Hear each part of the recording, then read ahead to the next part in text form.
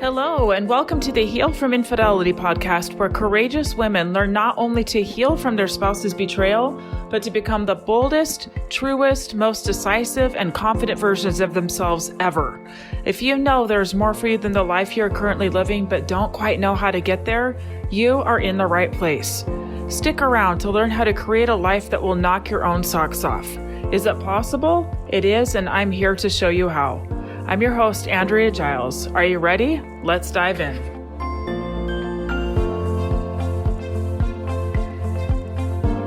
So to start out, I want to thank you, all of you who are here, who have listened, and who have gone and left me a review.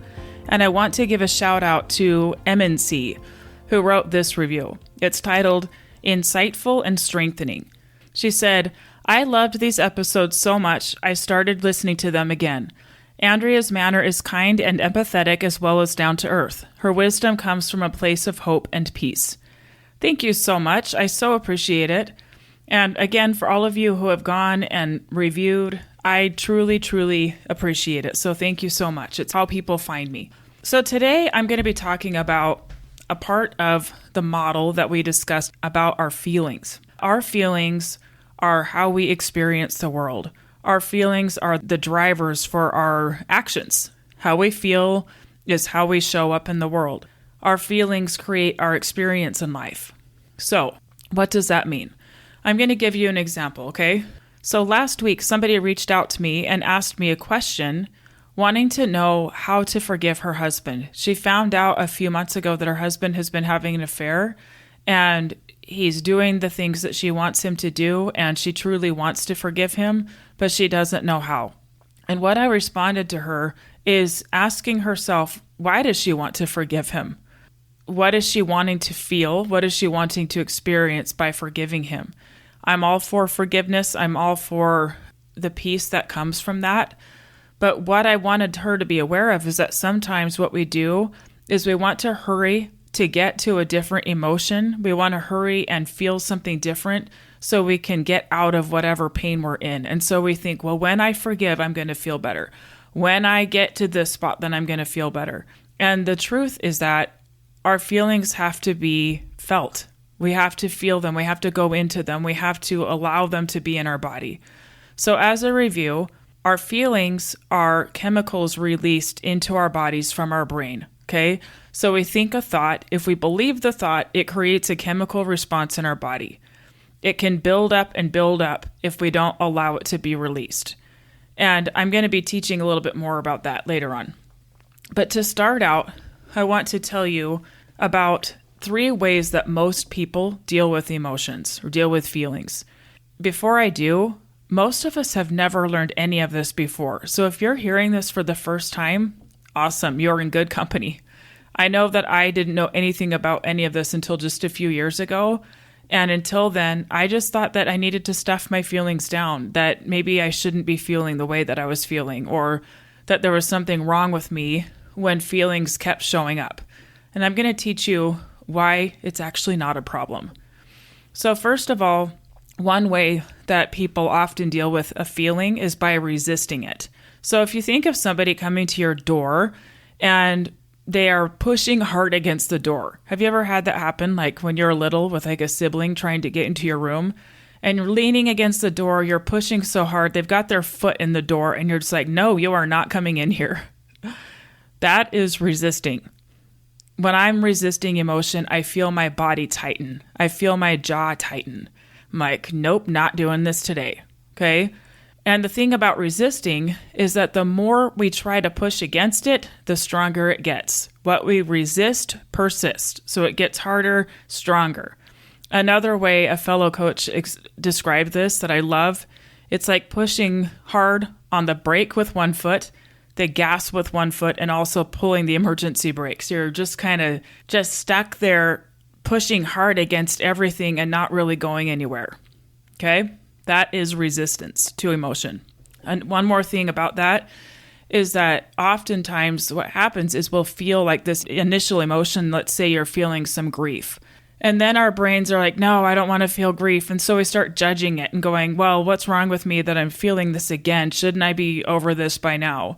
And then there's annoyance on top of that until we've created this big mess for ourselves, okay? The next thing we do is avoiding emotion. That's when we're just kind of pretending like it's not there at all. Like we're just looking away. And how we do that is by taking our minds away and doing something to distract us from it. For some people, it's shopping, online shopping. For some people, it's video games or Netflix binging or eating or viewing pornography. It's intended to numb out emotion, to not feel, just to numb it out so you don't have to feel it. Okay? The third option is to react. So reacting to an emotion looks like yelling. It looks like blaming. It looks like maybe throwing or complaining to other people. It looks like stomping and maybe throwing a little tantrum. Do any of these sound familiar? I know that I've done all of them. And I'm sure all of you have too. We're human. Now, there is a fourth option. And the fourth option is allowing. When we're allowing emotion, we're just kind of watching it. We're being the observer of it. We're like, I guess we're doing some of this today. I guess we're going to feel some of this today. We might ask it some questions. We might ask it what it's trying to tell us. We might want to get to know it. We might identify where it is in our body, what it feels like in our body. If we could give it a color, what color is it? We might ask it what it needs. One really important thing about allowing is remembering that just because it's there doesn't mean that it's logical. In fact, one way to think about this is in thinking about a toddler. So how many of you have ever been around a toddler and they come up to you and they're pulling on your leg and they just want your attention? Let's say they're just crying and really, really upset about something. And you know that they're fine. You know that nothing really bad happened and that they're just upset. And so you can try to shush them. You can try to make them go away, but they just persist and get louder. And so allowing doesn't mean that you believe the toddler's story. It means you might get down at eye level with them and say, hey, tell me all about it. What's going on? What's up? And letting the toddler tell their story, maybe giving them a hug, telling them that you love them, telling them that they'll be okay. And then that toddler goes away because they felt heard. They got their story out. Doesn't mean you believe the story. It doesn't mean that it's logical at all. So sometimes what we do to ourselves is we have a story that we're telling ourselves, or we have a feeling that comes up and we think, this is totally illogical. It doesn't make any sense. What's wrong with me? And then we start to judge it. And then we don't even have access to processing that emotion.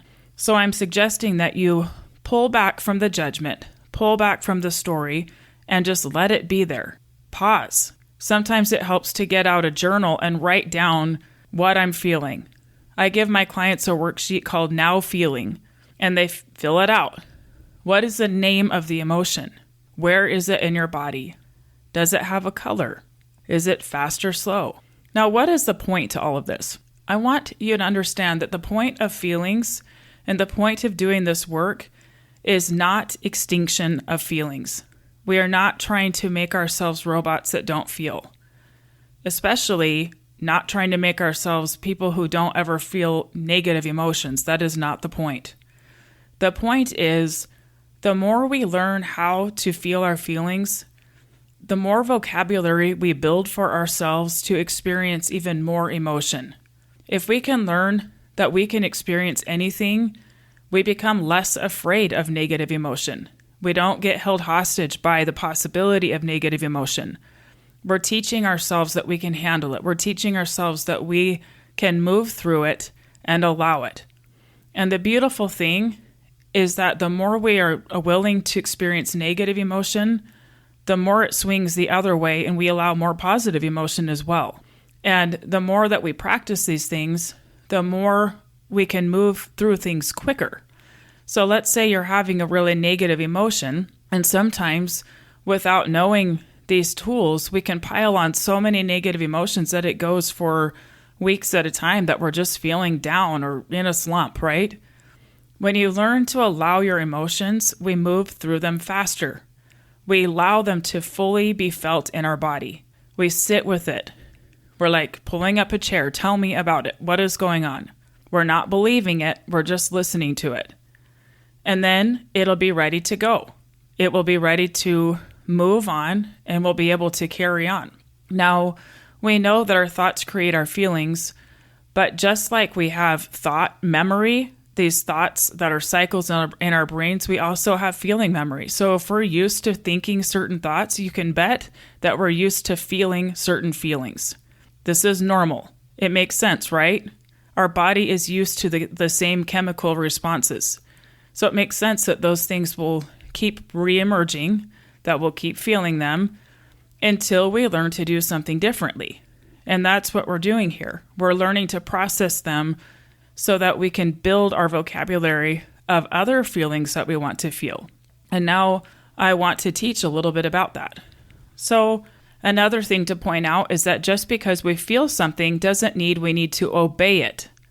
So we might feel something, we might feel an urge to do something. It doesn't mean that we have to follow through on that urge. So for example, if you've ever had a craving for something, let's say you have a craving for a chocolate chip cookie. You'll have this craving, this feeling, I need the cookie. And it might seem very logical why you should have that cookie. And if you can pause for long enough and ask some questions of yourself, like, what do I really want? What do I really need? What story is it making it mean that I want this cookie and that I need to have this cookie? What is it that I actually need? What do I actually want to feel? And how can I give that to myself now? What can I learn about myself in this situation? So when we learn to just allow the feelings and feel what we're going to feel, it opens us up to being able to get to know ourselves so much better than if we're just covering it up, for example, by eating that cookie and ignoring the underlying thing that is available to us to learn about ourselves.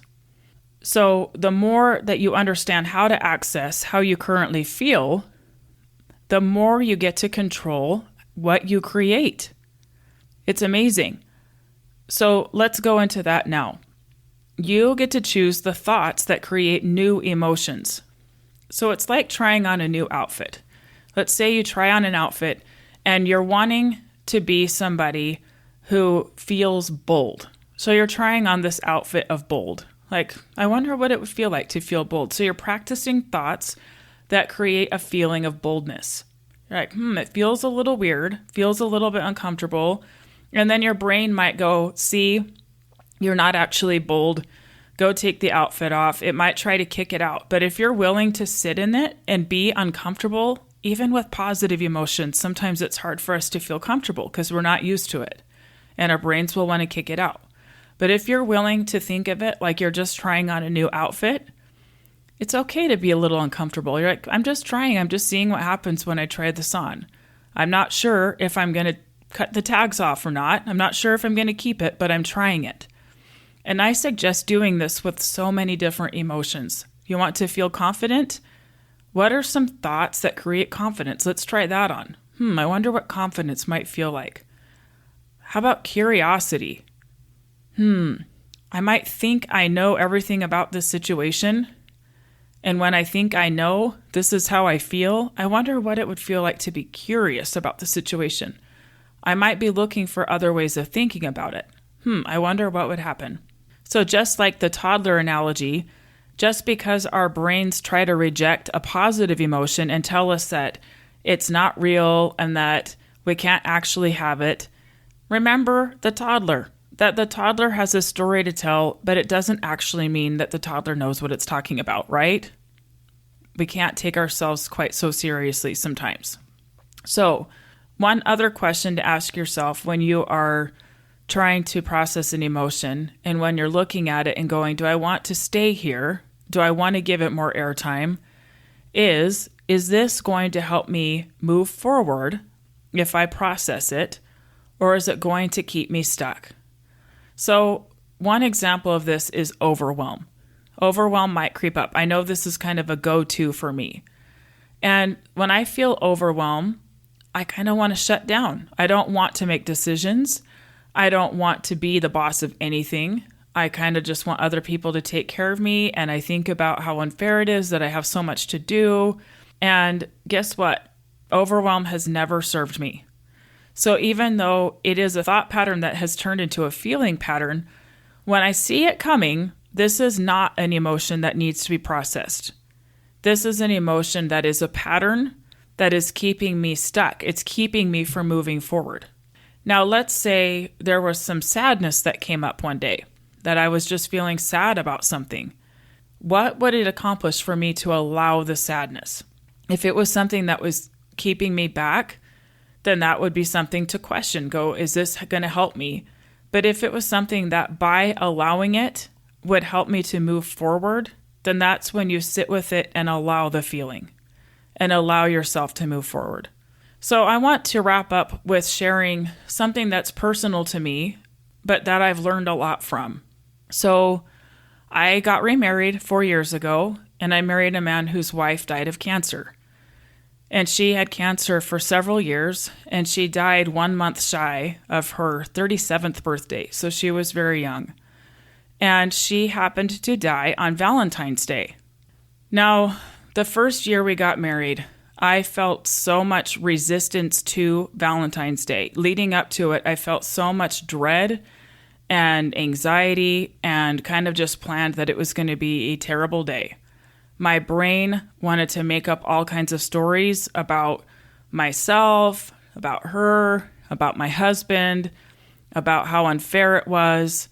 And so the day came, and sure enough, what I thought would happen happened. I felt terrible. I was really not in a great place.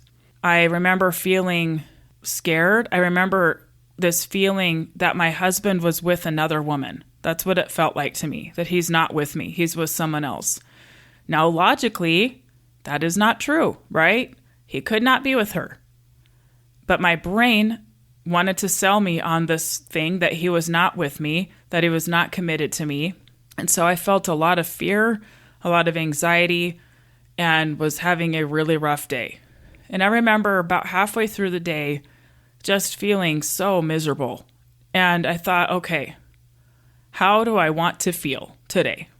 Let's get a grip. How do I want to feel? First of all, it involved wrapping my arms around myself and acknowledging that I was allowed to feel my feelings. I was allowed for it to be hard. I was allowed to have irrational fears creep up. I was allowed to even feel a little bit of jealousy, a little bit of frustration. No big deal. I could feel it. I could allow it, okay? And then I thought, all right, well, what do I want to feel today? And how I wanted to feel was I wanted to feel love. And I wanted my new children to feel love on this day that was hard for them. And I wanted my husband to feel love. And I wanted him to be able to feel what he wanted to feel without having to worry about me. And so what I ended up doing is when the kids got home from school, I made cookies with my new sons, and we decorated them. And while we made the cookies, I asked questions about their mom. And I asked them to tell me about her. Tell me what you miss. Tell me what you remember. Tell me all about it. And what this did for me, even though it was still a little bit uncomfortable in some ways because I was stretching myself, it helped me to get outside of my head. It helped me to access my feelings in my body and to create something that was very different than the experience I was having even earlier that day. Now, we have now been married for 4 years. We've had several Valentine's Days now. And you know what? It might always be a day that might be a little bit challenging. But what I've learned is that I can handle it. It's not going to kill me. Whatever I'm going to make up in my head as a story, which creates certain emotions, I got it. It's not real. It's not permanent. I can allow it. I can allow it to move through me. And it's okay. Nothing has gone wrong. And the more I have allowed myself and accepted myself to just feel what I'm going to feel, it's amazing. The easier it is for me to move past it and to just allow it to be there without judgment. Just going, nope, there's nothing wrong with me. There's nothing wrong with me. I'm just having a human experience with the human brain. It's okay. So, my friends, I know that you listening all have circumstances that you have feelings about, right? I know that many of you have been really hurt and that you carry around some pretty heavy emotions. I want you to know that no emotion is permanent. However low you might be feeling, however hard it might be, however your heart aches right now, it is not permanent. And you allowing it to be there and feeling it as deeply as you can and naming it and saying what it is the very thing that's going to help you move forward. It's releasing that chemical from your body. It's cleaning up your space. It's making room for new feelings that you want to feel on purpose. And if you can feel anything, if you get to create your emotion, what do you want to feel? What emotion do you want to fuel your life? What do you think that would be? I invite you to get really curious about your brain and about your body. I want you to think about it. And one more point is that when we get caught up in strong emotions, our brains want to make logical sense of it. And so we'll go round and round and round in our brain, trying to make sense, trying to understand it. Guess what? That's not going to happen. Drop down into your body. Slow things down. Sometimes it requires breathing and taking deep, long breaths and settling down into your body and naming what you're feeling. Slow the process down. It gets you out of your head and into your body, which allows it to pass through. And then you can go back later and go, oh, it's because I was thinking this that I felt this. Well, if I want a different result and I can have it be whatever result I want, what do I want to feel? What do I want to think? Okay, but first, allow yourself to feel it in the first place. Make a safe place for yourself to feel, and there's no end to what you can do. All right, that's what I have for you today. I hope that you find this helpful, and I'll see you next time. Bye-bye. Thank you for listening to the Heal from Infidelity podcast. If you would like to be kept in the know about upcoming free classes, new podcast episodes, and other ways of working with me, go subscribe to my weekly email. You can subscribe at AndreaGiles.com/lies-about-infidelity/. Again, it's AndreaGiles.com/lies-about-infidelity/. I will see you next time.